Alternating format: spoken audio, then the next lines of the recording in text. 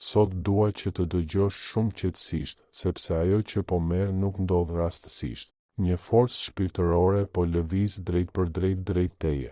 Ky lëvizje prek emocione të thella dhe zbulon një të vërtetë që ka qenë e fshehur për një kohë të gjallë.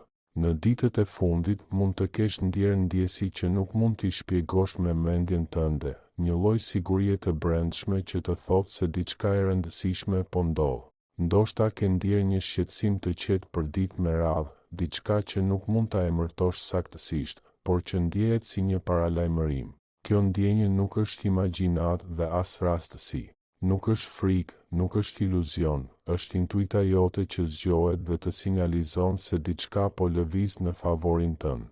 Sistemi yt energjik percepton një sinjal që tashmë është dërguar nga zemra e kësaj personi, madje para se fjalët e tyre të arrijnë te ti.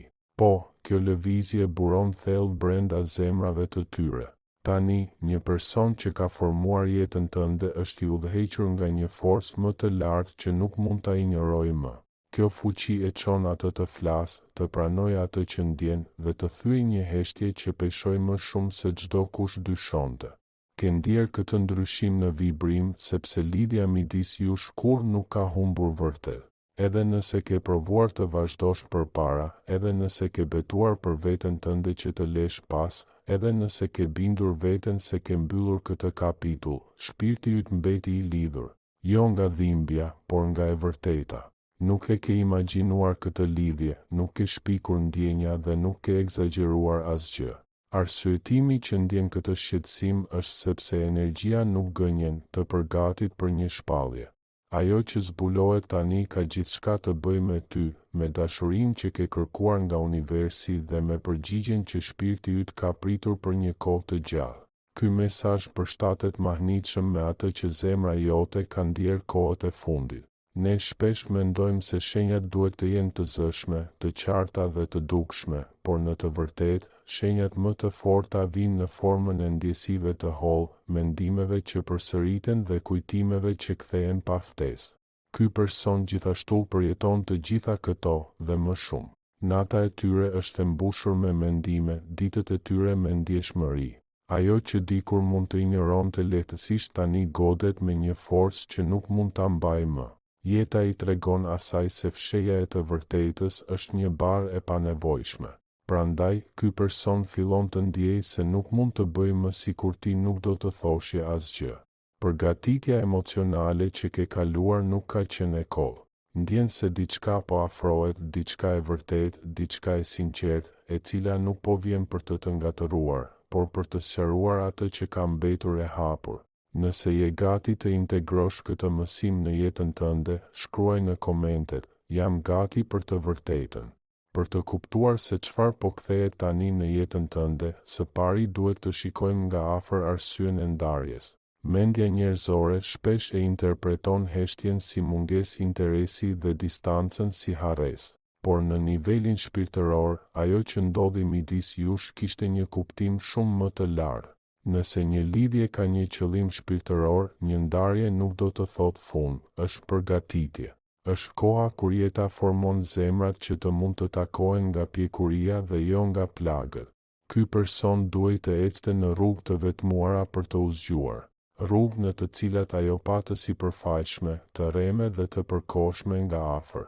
Distanca ishte e nevojshme sepse duhej të mësonte mësime që vetëm mungesa e dritës tënde mund të mësonte. Në këto rrugë, ajo kuptoi se asgjë nuk e mbushte aq sa energjia jote dhe askush nuk e kuptonte si ti. Asnjë lidhje tjetër nuk ndjehej aq reale sa e juaja. Heshtja peshoi rënd, distanca dhembi dhe maskat që ajo mbante për mbrojtje personale nuk funksiononin më. Një fuqi hyjnore tani prek plagën e vjetër nga e cila gjithmonë ka shpëtuar. Dhe duhet të kuptosh, kjo plagë nuk hapet për të lënduar, por për të shëruar. Ky person fillon të kuptojë atë që ka mohuar nga frika, krenaria ose pasiguria, që ti do të thoshje më shumë për ta se sa ata ndonjëherë donin të pranonin. Gjatë ndarjes, ajo përpiqej të mbushte boshllëkun që ti le më pas me përvoja të reja, por vazhdimisht godiste një mur. Në ditët e fundit, ajo ndjen një boshllëk të çuditshëm që asgjë nuk mund ta mbush, as bisedat e reja, as shpërqendrimet ose rutinat. Diçka e tërheq atë drejt teje, si një fije e padukshme që ngushtohet çdo herë që ajo përpiqet të shikojë në një drejtim tjetër. Ajo nuk e kupton me mendjen e saj se nga vjen kjo fuqi, por ti e di. Ajo vjen nga lidhja që kur nuk u prish, nga lidhja që u krijua midis jush në një mënyrë që fjalët nuk mund ta përshkruajnë. Është e rëndësishme të lesh pas keqkuptimin se ajo u largua sepse nuk të donte. E vërteta është, ajo iku sepse ti ishe një pasqyrë shumë e qartë. Ti i tregove një anë që ajo nuk e dinte, të ndjeshme, njerëzore, por e gjallë në të njëjtën kohë. Kjo ndjeshmëri e frikësoi atë. Kur dikush ka frikë të ndjej kaq thellë, ata ikin, shtypin, fshihen dhe shpërqendrohen. Por ky person tani po mendon vazhdimisht për atë që keni përjetuar, atë që ka ndjerë dhe nuk ka mundur kur ta fshi, pavarësisht sa shumë ka provuar. Ajo që ndjeu me ty ishte unike, dhe kur diçka është unike, shpirti nuk e lë të shkojë. Ajo mund ta shtypë për një kohë, por kur nuk e lë të shkojë. Ajo shpesh përpiqej të binte veten se ishte e drejtë të vazhdonte pa ty, se kishte mënyra më të lehta, njerëz më të qetë dhe marrëdhënie më të qarta. Por ajo zbuloi një të vërtetë të pashmangshme, e thjeshta kur nuk e mbushte shpirtin e saj, e rehatshmja nuk i jepte paqe, dhe e sipërfaqshmja nuk i sillte ngrohtësi. Kjo mungesë e detyroi atë të përballet me të vërtetën. Tani ajo po fillon të njohë se çfarë ishte një dëshirë e kalueshme dhe çfarë kishte thellësi që nga fillimi. Heshtja nuk ishte një ndëshkim, ishte furra në të cilën iluzionet digjen. Ajo tani kujton gjëra të thjeshta që janë të çmuara për shpirtin, fjalët e tua, mënyrën tënde të kujdesit, dëgjimin tënd, shikimin tënd, dhe se si bëre ata të ndihen të rëndësishëm pa kërkuar asgjë. Më shumë se gjithçka, ajo kujton një paqe që nuk e ka gjetur askund tjetër, një butësi në të cilën ajo mund të ishte plotësisht vetvetja, pa mure. Dhe është pikërisht kjo paqe që tani është bërë një nevojë e brendshme. Kjo nevojë e shtyn atë të marrë guxim, të marrë vendime dhe të mendoj për afrim. Ajo nuk do të dëshiroj ta bëj më këtë me gjysmë zemre, por sinqerisht, qartë dhe pastër. Ajo tani e kupton gabimet që bëri nga frika dhe se si pa dashje të lëndoj. Ajo e kupton se u tërhoq sepse nuk dinte si të donte pa u fshehur. Kjo pranimin është e vështirë për të dhe kërkon për ulësi. Por zëri i ndërgjegjes që përshpërit në zemrën e saj po bëhet më i fortë çdo ditë. Dhe sot, pikërisht kjo ndjeshmëri që dikur e frikësoi atë, tani e shtyn atë të flasë, sepse e di se heshtja do të thotë të humbas ty.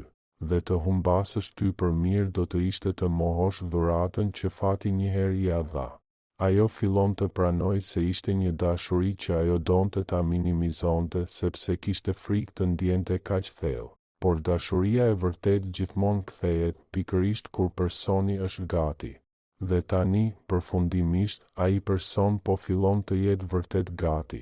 Universi lëviz kapitujt e brendshëm që ajo nuk i kishte prekur më parë, shëron plagët e vjetra dhe korrigjon idetë e deformuara të dashurisë që kanë lindur nga përvojat e kaluara në të cilat nuk ishte vlerësuar. I gjithë ky proces i brendshëm, kjo anatomi e heshtjes, kishte vetëm një qëllim, ta përgatis atë që një ditë të mund të qëndrojë përpara teje me të vërtetën në duar. Ndërsa ne e kuptojmë këtë proces më thellë, është e rëndësishme që ti të vësh re se çfarë po ndodh pas perdes në jetën e tyre, përtej asaj që duket e jashtme ose mediat sociale zbulojnë. Gjatë kohës së heshtjes, ky person ka provuar të mbajë një ndërtim të jetës që prej kohësh ka filluar të bjerë. Arsyetimi është i thjeshtë, por i dhimbshëm për egon. Asnjë ndërtim i ndërtuar mbi mohimin e një të vërtetë psikike nuk mund të zgjasë. Ajo që percepton energjikisht, edhe nëse nuk e sheh ende fizikisht, është rënja e pashmangshme e gjithçkaje që ajo ka ndërtuar për të harruar ty ose për të provuar për veten se nuk ka nevojë për ty. Jeta, në mençurinë e saj të pafund, fillon ta privojë atë nga kënaqësia sipërfaqësore, dhe kjo çon në një krizë të brendshme që është e nevojshme për zgjedhjen e saj. Ndoshta ke menduar se ndërsa ti po luftoje me dhimbjen e ndarjes, ajo kishte jetuar një jetë të plotë, pa brenga. Por realiteti shpirtëror është ndryshe. Ky person përjeton një lloj nate të errët të shpirtit, një fazë në të cilën shpërqendrimet e zakonshme humbasin shijen dhe ngjyrën e tyre. Rutinat që dikur ofronin siguri tani duken të zbrazta dhe mekanike. Bisedat me njerëz të tjerë ndihen si përfaqësore, pa thellësi dhe pa shkëndijën që natyrshëm u ngrit midis jush. Ajo ka kuptuar se mund të jesh i rrethuar nga njerëz dhe akoma të ndihesh plotësisht i vetmuar, sepse afërsia fizike nuk shëron vetminë e shpirtit. Rënia e këtyre strukturave të rreme manifestohet mbi të gjitha në pakënaqësi kronike. Ajo ka provuar të mbushë boshllokun që ti le pas me punë, aktivitete ose lidhje të reja, por çdo herë ajo godet një mur të padukshëm. Jo sepse njerëzit e tjerë janë të papërshtatshëm, por sepse energjia që ti solli në jetën e tyre ishte unike. Ajo e kuptoi me frustrim në rritje se qetësia që ndjeu pranë teje nuk është përshitje dhe nuk mund të krijohet artificialisht. Kjo qetësi ishte rezultati i një alkimie të caktuar psikike, dhe ndërsa ajo u largua nga ty, ajo gjithashtu u largua nga burimi i saj të paqes. Në këtë rënje të brendshme, krahasimi është bërë i pashmangshëm.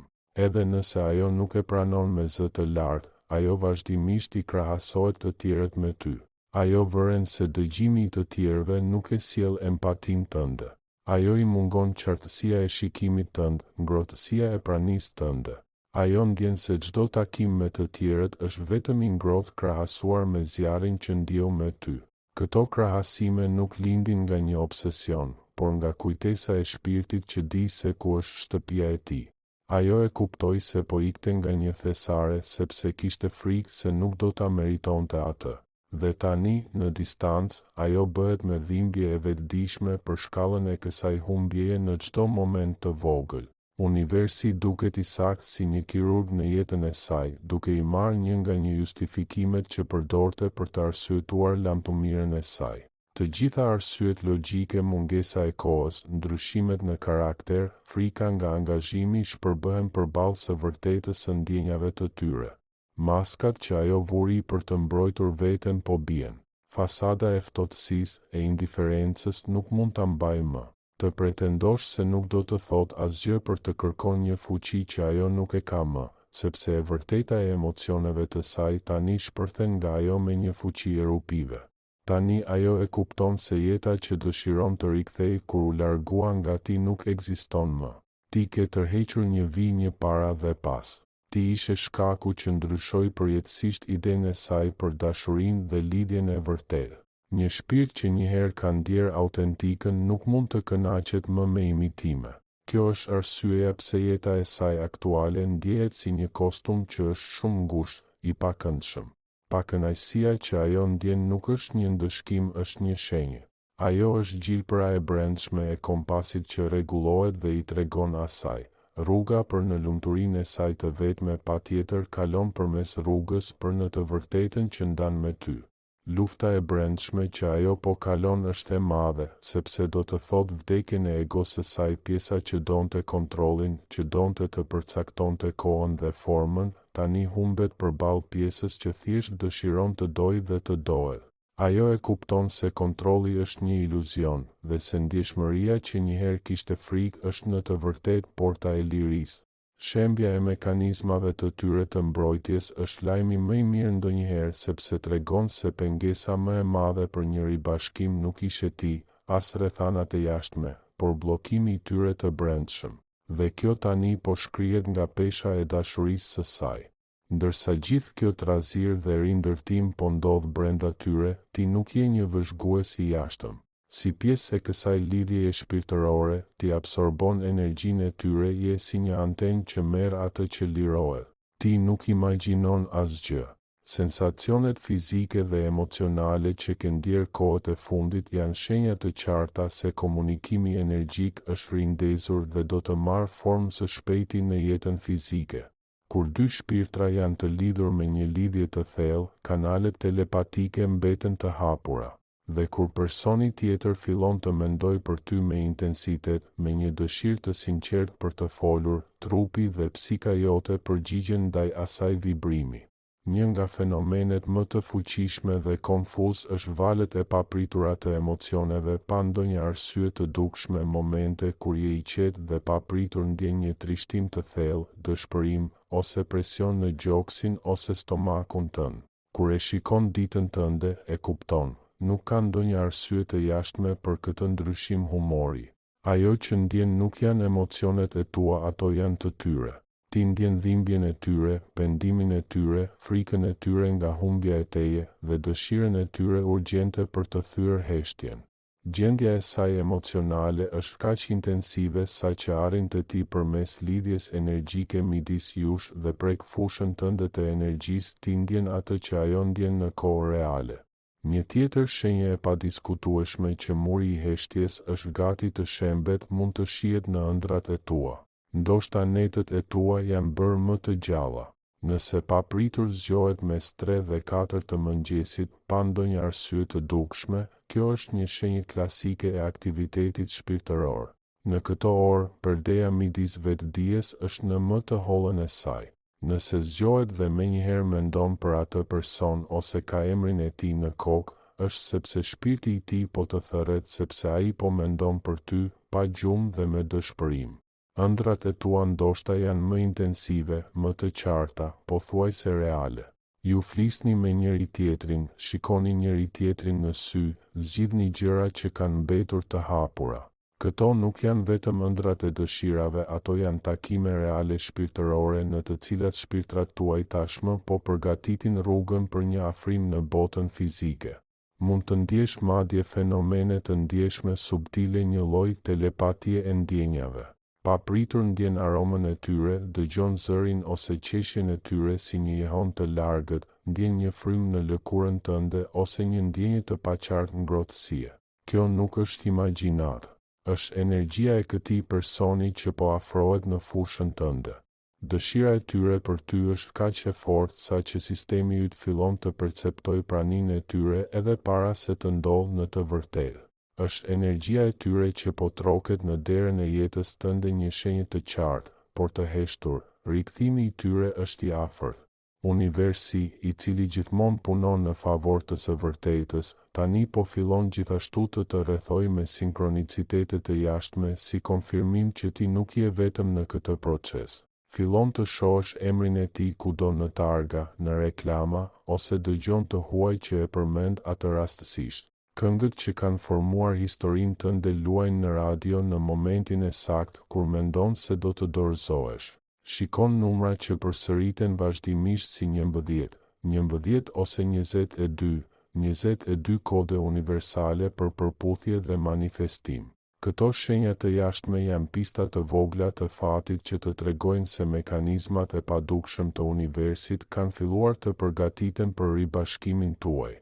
Mund të vëresh madje ndryshime në sjelljen tënde që nuk mund t'i kontrollosh. Papritur, ndjen dëshirën për të kontrolluar telefonin tënd, jo nga frika ose padurimi, por me sigurinë e qetë se diçka po vjen në drejtimin tënd, edhe nëse nuk është ende e dukshme.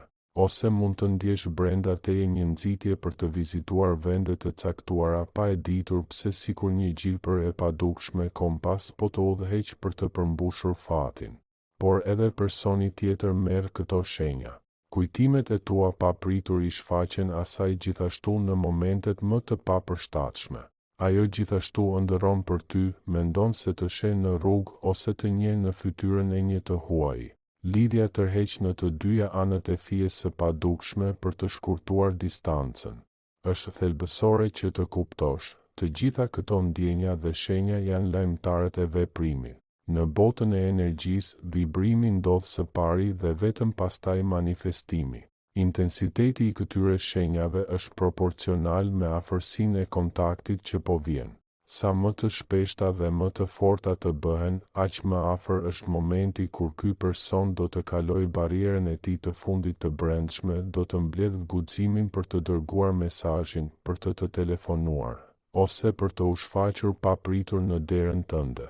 Pra, ti nuk pret kohë. Ti tashmë ndjen hapat e dikujt që po ecën drejt teje në nivelin shpirtëror dhe që së shpejti do të kaloj pragun në realitetin tënd fizik. Të gjitha këto konfirmojnë se heshtja është vetëm një iluzion të përkohshëm, sepse dialogu midis shpirtrave tuaj nuk ka pushuar kur ai po thërret më fort tani për t'u dëgjuar përfundimisht në jetën e dukshme. Tani është koha për të hyrë në mendjen e këtij personi për të kuptuar qartë se çfarë po ndodh në botën e saj të brendshme. Ndërsa ti vazhdon me jetën tënde, ajo është ngjitur në një karusel të pafund mendimesh që rrotullohet pa ndalim rreth emrit tënd. Heshtja e tyre nuk është një shenjë paqeje përkundrazi. Mendja e saj është një fushë betejë ku një luftë e vazhdueshme zhvillohet, midis frikës nga hapja dhe nevojës së thellë për t'u rikthyer me ty. Nëse do të mundje ta shikoje atë në momentet e saj të qeta, do të shije se ajo merr telefonin e saj, hap bisedën tuaj të vjetër, shkruan një mesazh dhe pastaj e fshin atë përsëri. Jo sepse nuk do të dërgonte, por sepse asnjë fjalë nuk duket e mjaftueshme për të shpjeguar mungesën e saj ose për të shprehur atë që ajo ka kuptuar gjatë kësaj kohe.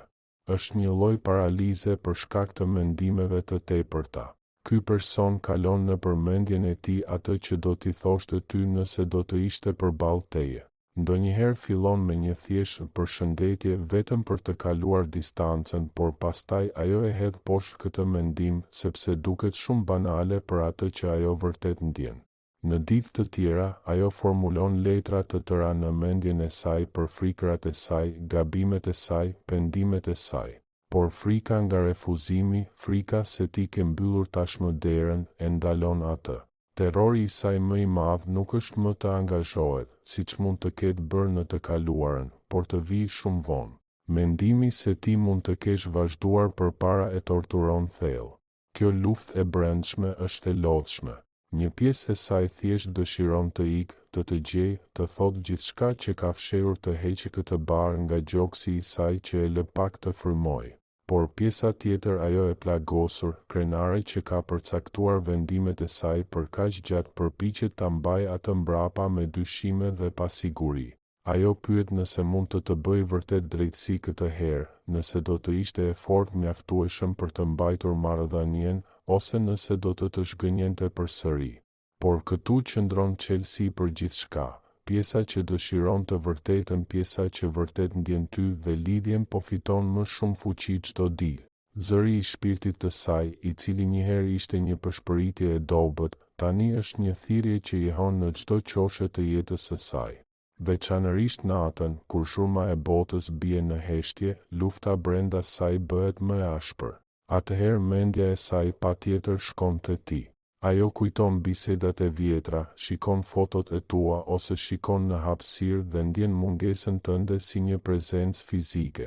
Ajo pyet se çfarë po bën, nëse po mendon për të, nëse ke gjetur dikë që e vlerëson atë që ajo njëherë nuk e pa. Këto mendime shkaktojnë një shqetësim në të që kalon vetëm kur ajo imagjinon ribashkimin, reagimin tënd, shikimin tënd, qetësinë tënde. Në këtë imagjinat ajo kërkon ngushëllim, sikur dhe mshuria jote të ishte ende aty, e gjallë siç ishte atëherë. Kupto se ajo tani po lë pas fazën e pastër mendore dhe ka hyrë në një fazë thellësisht emocionale. Në të kaluarën, ajo mund të shtypte ndjenjat e saj, t'i mbyllte ato në sirtar, por tani ato shpërthejnë, përmbytin tërë qenien e saj. Asnjë shpërqendrim nuk funksionon më.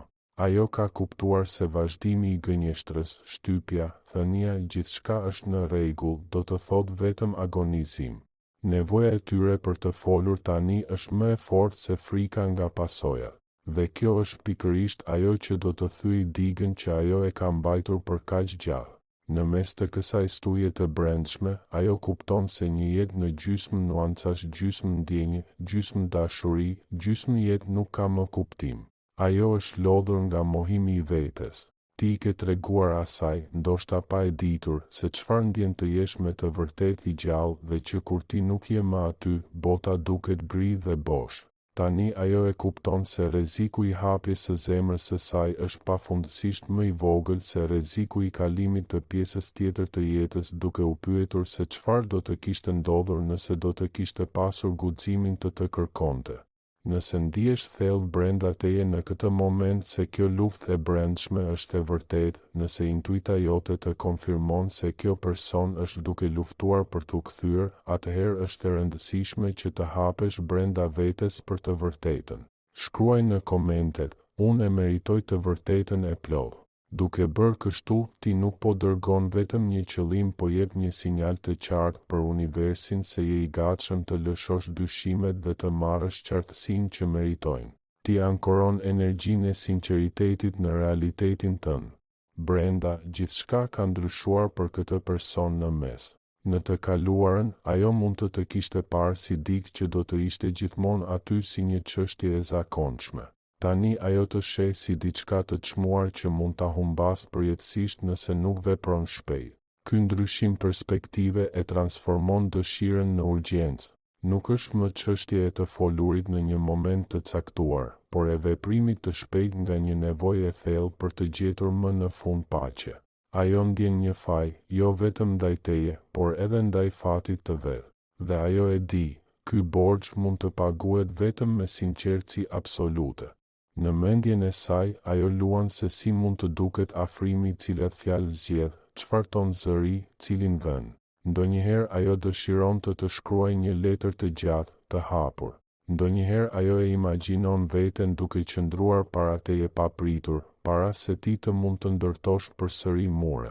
Në të gjitha këto mendime, qëllimi mbetet i njëjtë: të thyej barrierat që ajo vetë ka ngritur dhe të kërkojë një shans të dytë, jo për të luajtur, por për të ndërtuar diçka të vërtetë. Lufta e tyre e brendshme po i afrohet pikës së kthesës. Shterimi emocional që lind nga shtypja e ndjenjave të tyre nuk është më i durueshëm. Kërkon më shumë energji për të luftuar dashurinë sesa për ta jetuar atë. I gjithë sistemi i tyre tani po kërkon rrugën e rezistencës më të vogël dhe ajo rrugë patjetër që çon te ti. Çdo herë që ajo përpiqet të largohet nga ti në mendjen e saj, diçka e tërheq atë përsëri më fort, si një elastik i shtrirë. Është shenja se vullneti i saj i lirë po bashkohet përfundimisht me planin e shpirtit të saj dhe ai plan ka emrin tënd në qendër. Ndërsa ajo lufton demonët e saj, diçka po ndodh po aq të jashtëzakonshme brenda teje, diçka që është me të vërtetë katalizatori për këtë tërë lëvizje. Ti nuk e ke shkaktuar këtë ndryshim duke vepruar jashtë, por duke ndryshuar brenda vetes. Tani je duke jetuar një nga të vërtetat më të mëdha në univers. Momentin kur ti ndalove së gjueturi, fillove të tërheqesh. Kur e le të shkoj pritja obsesive që ajo duhej të kthehej, ti krijove hapësirën energjetike ku ajo mund të shite vlerën e mungesës tënde. Për një kohë të gjatë, ti ishe në një energji pritjeje, kontrolloje telefonin, kërkoje shenja, pyetje se çfarë kishe bërë gabim. Kjo energji, sa e dashur sa ishte menduar, dukej si një mungesë në planin e padukshëm, si një ngjitje. Sa më shumë që ti mbaje lidhjen energjetike, ajo nuk kishte hapësirë për të munguar ose për të procesuar ndjenjat e saj. Por diçka në ty ka ndryshuar. Dhimbja u bë forcë. Ti ke vendosur se nuk do ta vendosësh më jetën tënde në pauzë për dikë që nuk është ende i gatshëm. Ti ke rikuperuar veten, ke përqendruar në mirëqenien tënde, ke njohur vlerën tënde. Ky ndryshim frekuence të ka bërë një magnet. Ti ke bërë një farë dhe një farë nuk vrapon pas anijeve për t'u treguar atyre se ku është bregu. Ai qëndron i fortë, ndriçon dhe beson se drita e tij është e mjaftueshme. Duke u ankoruar në qendrën tënde, duke qenë më i vetëdijshëm për ndjenjat e tua dhe duke ditur se çfarë meritojnë, ti ke dërguar një vibrim që ajo e ndjeu menjëherë. Ajo ndjeu se lidhja energjetike që ti ke mbajtur për kaq gjatë po fillonte të zbutet dhe nga frika e vërtet për të humbur, instinkti për t'u afruar përsëri u zgjuan në të. Ajo ndjen forcën tënde sot, zhvillimin tënd, vetvlerësimin tënd. Ajo kupton se ti nuk je më versioni i brish që ishte i kënaqur me mbetje të vogla dashurie. Ti ke bërë dikë që vendos kufi, që respekton veten dhe kjo është ajo që e tërheq atë pa mundur t'i rezistoj. Sepse kur ti sheh dikë që do të rritet, ka admirim dhe dëshira për të u rritur me ty. Rritja jote e sfidon atë të shëroj plagët e saj për të takuar në këtë nivel të ri të vetdijes. Ti nuk pret më nga mungesa, por jeton nga besimi dhe siguria. Dallimi është i hollë por i fuqishëm. Mungesa thot, më nevojitet që ti të jesh i plot. Siguria thot, unë jam i plot dhe të zgjedh ty nga kjo plotësi. Ajo tani e di se duhet ta fitoj vendin tënd në jetën e saj me të vërtetë, qartësi dhe konsistencë, jo me lojra ose pa qartësi. Dinjiteti yt është bërë standardi i tyre. Kupto se gjithë puna e brendshme, të gjitha lotët dhe ngritjet përsëri nuk ishin kohë. Nëse ajo do të ishte kthyer më herët, kur ti ishe ende i brish, ndoshta do të kishe përsëritur të njëjtat modele të dhimbshme. Universi e vonoi ribashkimin derisa ti ishe mjaft i fortë për ta mbajtur atë dhe ajo mjaft e vetëdijshme për ta vlerësuar atë. Tani je i gatshëm të dëgjosh të vërtetën e tyre pa humbur veten, sepse jeta jote tani është mbi themelet e veta. Ti dikur ishe një pasqyrë që i tregonte asaj hijet e saj. Tani je një pasqyrë drite që i tregon asaj se çfarë është e mundur kur e do veten. Energjia jote i kujton asaj paqen që ajo kërkon. Kur ajo mendon për ty, ajo nuk ngjen më presion, por tërheqje. Kjo qetësi e cila nuk vjen nga kontrolli, por nga dashuria është kompasi i saj për në shtëpi. Pa e planifikuar atë me vetdije, ti ke bërë zgjedhjen e saj shpirtërore. Ti e ke bërë atë të dalë nga zona e saj e rehatis, të kapërcej frikërat e saj dhe të gjej guximin për të qenë gati për dashurinë e vërtetë. E vërteta paradoksale është e bukur, duke qenë i gatshëm të lëshosh atë për të qenë i vërtet me veten, ti ke siguruar kthimin e saj. Duke zgjedhur veten, ti u bëre i pakundërshtueshëm. Ky person e di thellë brenda vetes se një lidhje si ajo me ty ndodh vetëm një herë në jetë. Ata e dinë se energjia jote është unike dhe se humbja jote do të ishte një gabim për të cilin do të pendoheshin për pjesën tjetër të jetës së tyre.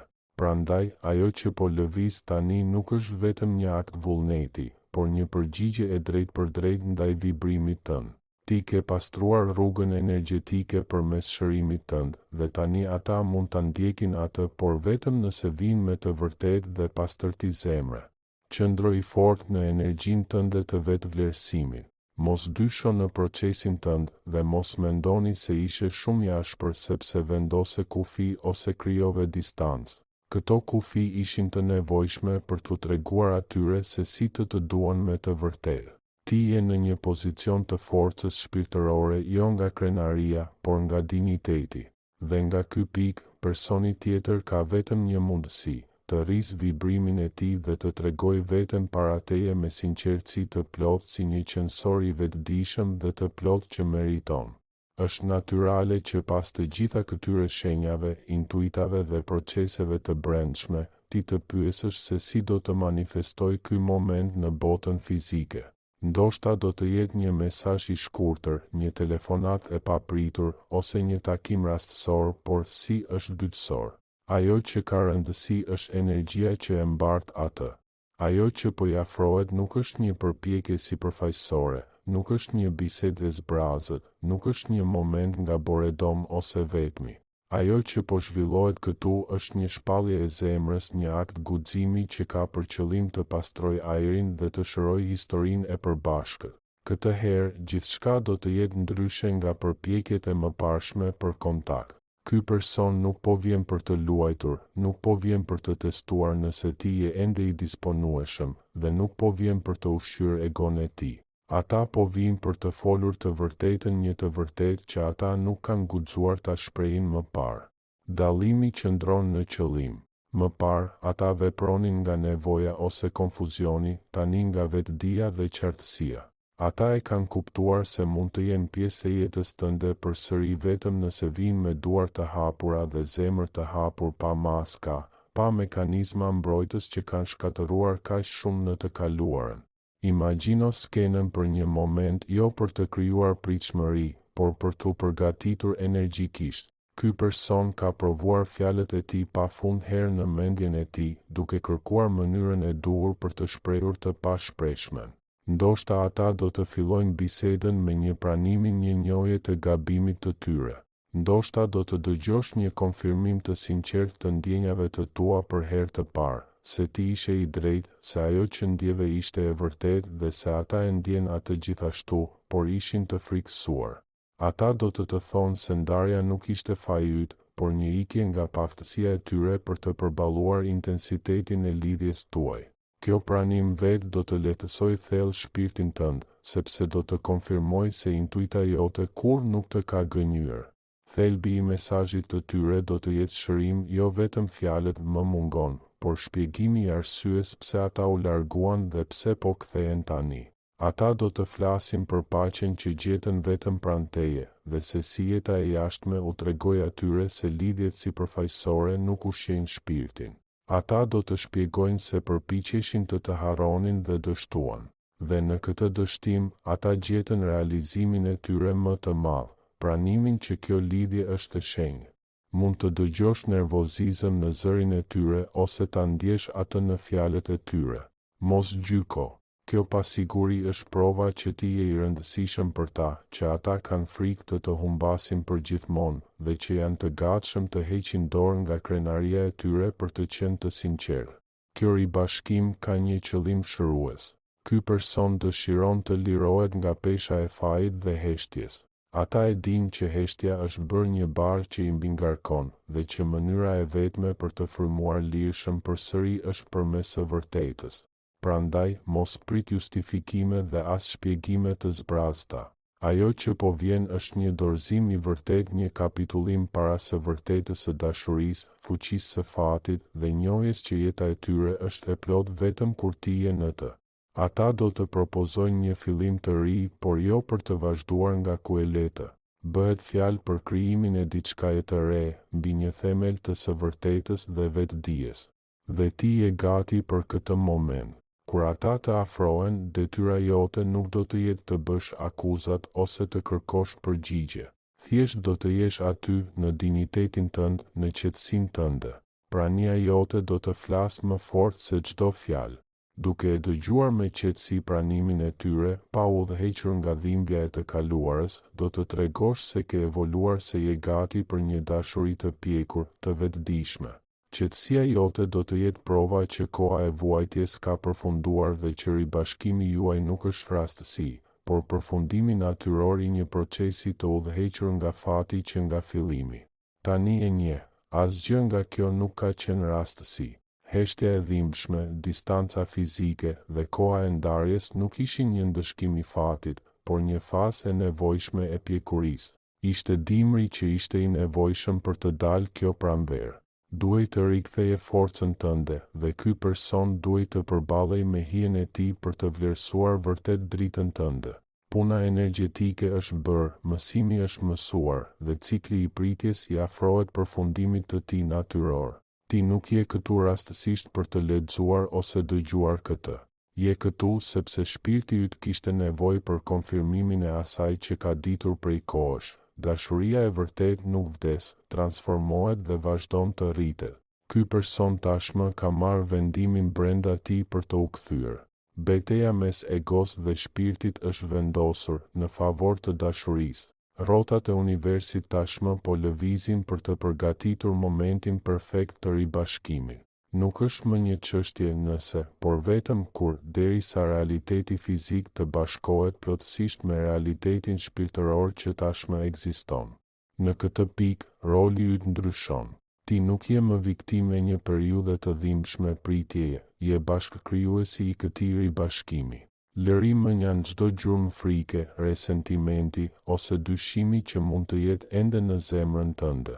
Këto ndjenja të vjetra i përkasin një versioni tënd që nuk ekziston më. Gruaja që je tani, e shëruar, e forcuar dhe në harmoni me veten, e di se meriton të vërtetën, meriton angazhim dhe meriton dashuri në të gjithë thellësinë e saj. Qëndroje fort në qendrën tënde, në vibrimin e mirënjohjes dhe sigurisë, sepse kjo është pikërisht frekuenca që është sinjali i dritës që do ta udhëheqë këtë person përsëri te ti. Merr me vete sigurinë absolute që rrugët tani po hapen. Ajo që ke ndjer ka qenë e vërtetë. Ajo që ke përjetuar ka pasur kuptim. Dhe ajo që po vjen tani do të jetë konfirmimi i të gjitha këtyre. Asnjë fuqi në botë nuk mund të ndaj dy shpirtra që kanë vendosur të gjejnë njëri tjetrin për të rritur së bashku. Beso procesit, beso kohës hyjnore dhe mbi të gjitha, beso vetvetes. Merr frymë thellë dhe ndje paqen që lind kur e di se gjithçka është tashmë e zgjidhur. Imagjino se thirrja tashmë është bërë, mesazhi tashmë është shkruar, përqafimi tashmë ka ndodhur në nivelin e padukshëm. Mbaj zemrën tënde të hapur dhe rrezatuese, si faruri që je, sepse ania për të cilën ke pritur ka parë dritën tënde dhe tani po afrohet me forcë të plotë. Është realizuar, është thënë, dhe kështu është. Kjo ishte gjithçka për momentin. Nëse dëshiron të thellosh më shumë në këto tema, abonohu në kanal. Do të shihemi.